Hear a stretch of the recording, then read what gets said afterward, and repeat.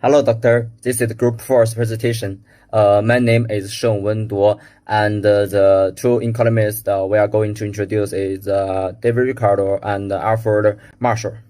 Presented by 贾浩然、李放毅、杨晨杰、盛文铎、铁婉玉、邢松松、高明泽、刘子浩。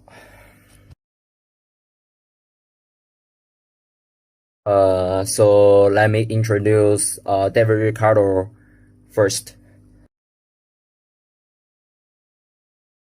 David Ricardo was born in 1772 in London. He was a classical economist, best known for his theory on wage and profit, the labor theory of value, the theory of comparative advantage, and the theory of rent. David Ricardo and several other economists also systematically and independently discovered the law of diminishing marginal returns.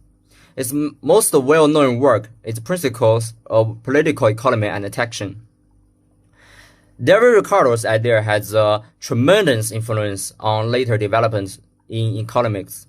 U.S. economists rank Ricardo as the second most influential economic thinker, behind Adam Smith, prior to the 20th century. So that's the background for David Ricardo.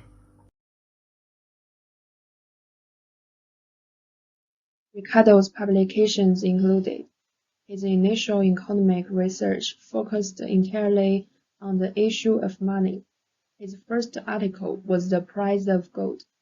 The others is that the high price of bullion, a proof of the depreciation of banknotes. It advocated the adoption of a metallic currency, essay on the influence of a low price of coin on the profits of stock. It argued that repealing the coin laws would distribute more wealth to the productive members of society. The most famous masterpiece is on the principles of political economy and taxation. Ricardo's theory showed that when a country chooses between production and trade, it can still gain advantages by focusing on producing goods with less resources, even if the country has no absolute advantage in such goods.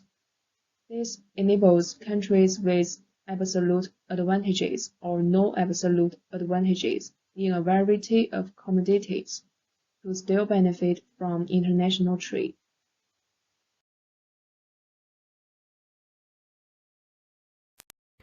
Ricardo has four economic ideas, namely zero of comparative advantage, zeros of value, wage zero, and profit zero.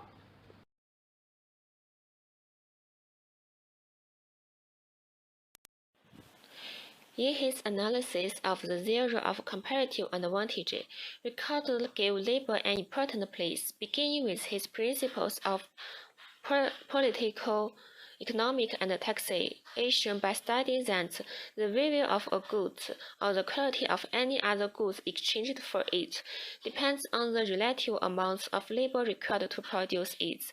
Furthermore, like Smith, he also divided this value into use value and exchange value, pointing out that usefulness is not the standard rate to measure exchange value, and holding that the exchange value of goods and the law that determines the exchange value of goods, that is, the law that determines how much must be paid for the exchange of other goods.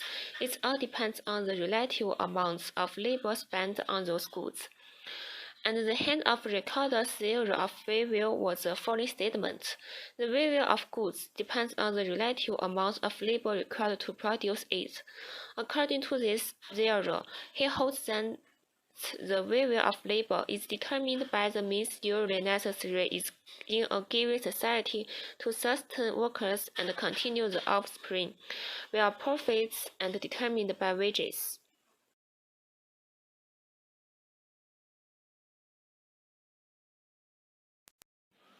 Ricardo believed that the ability of workers to sustain themselves and provide for their families should not depend on the amount of money in the wages, but on the amount of goods and necessities the money can buy, the real purchasing power of money. In recorded essay on profit, he wrote, "Profit depends on the level of wages, which depends on the price of necessity of life, and the price of necessity of life depends on the price of food."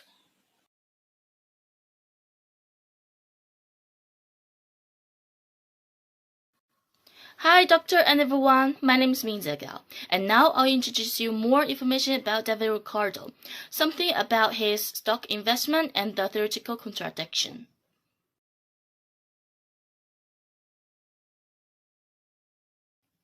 There are two contradictions in Ricardo's value theory. The first contradiction refers to the difference between labor and labor force. Capital is exchanged not for labor but labor force. In the process of exchange with labor force, it allows the principle of equivalent exchange. But labor can produce value beyond its own value, which is surplus value. The second contradiction refers to the problem that an equal amount of capital gains an equal amount of profit. In a capitalist economy, the size of profit appears to have nothing to do with the labor, but is positively correlated with the capital invested by a capitalist. The labor theory of value believes that profit is created by labor, which becomes a contradiction.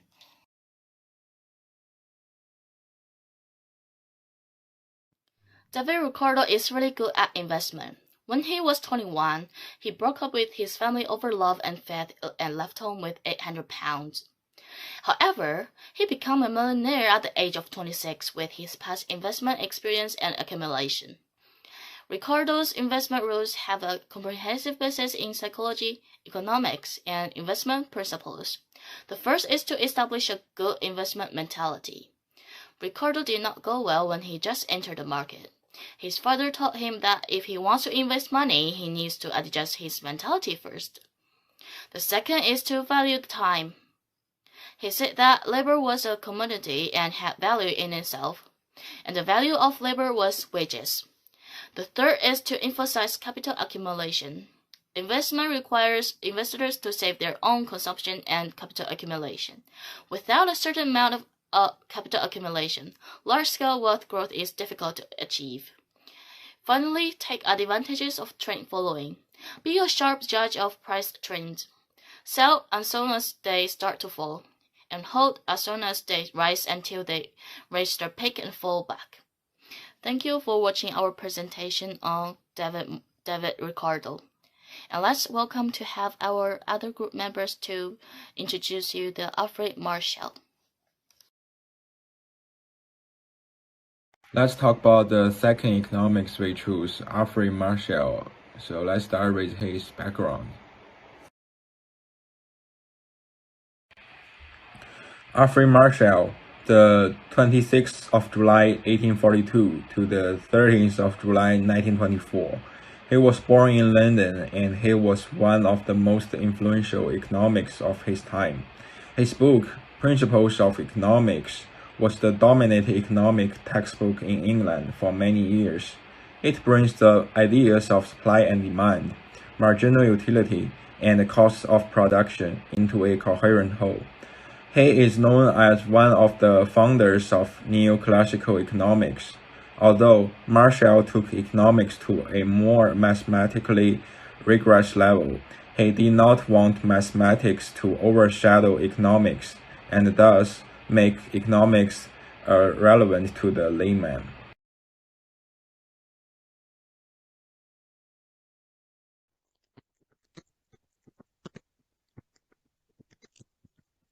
Principles of Economics is a work on economics created by the British economist Alfred Marshall, but first published in 1819. The book Marshall not only uses the production cost theory to solve the concepts of linear analysis and psychology and discuss the supply side of price, but also discuss it according to the law of demanding linear utility of the linear utility school. Varies. The demand side discusses the price and believes that the market price of the commodity is determined by the balance of power between the supply and demand side, just like the two plates of a C-side work at the same time, thereby establishing an equilibrium price theory. The book is often compared with Adam Smith's The Wealth of Nations and David Ricardo's Principles of Political Economy and Taxation, and is recorded as a milestone in the history of economic development.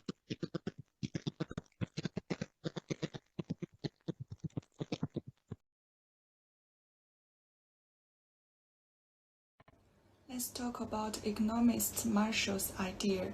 We divide it into 4 parts: definition and laws of economics, Marshall's method, wants and their satisfaction, and consumer surplus theory.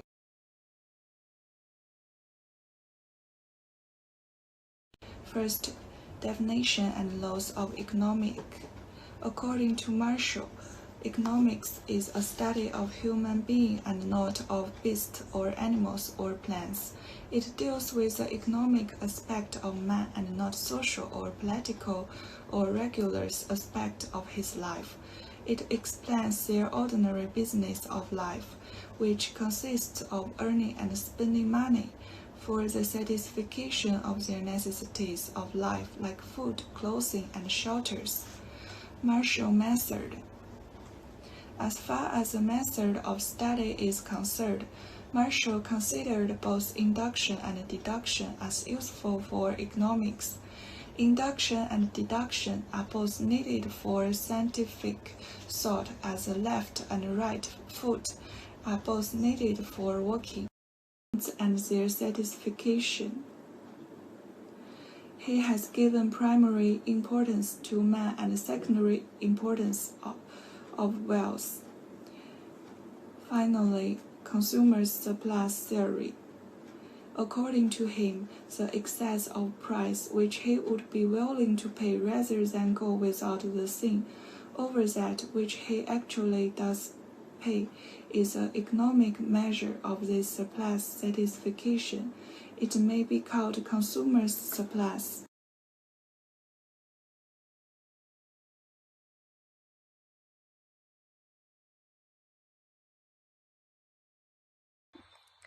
My part is mainly talking about other contributions made by Marshall. Marshall's influence on codifying economic thought is difficult to deny.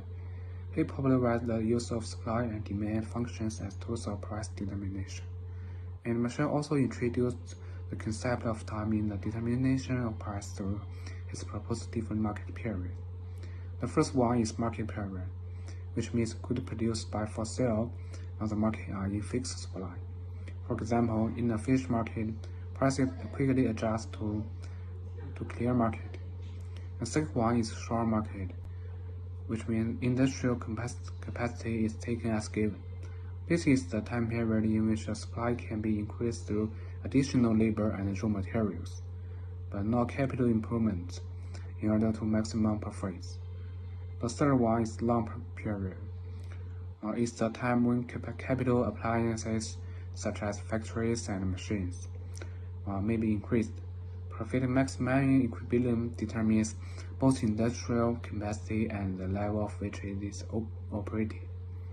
The last one is very long period, which means technology, population trend, habits, and customers may vary in very long period models. Marshall took supply and demand as stable functions and extended supply and demand explanations of prices to all runs. He argued supply was easier to vary in long runs, and thus become a more important determinant of price in the very long run. Marshall's economics was advertised as extensions and refinements of work of Adam Smith, David Ricardo, Thomas Robert Malthus, and John Stuart Mill.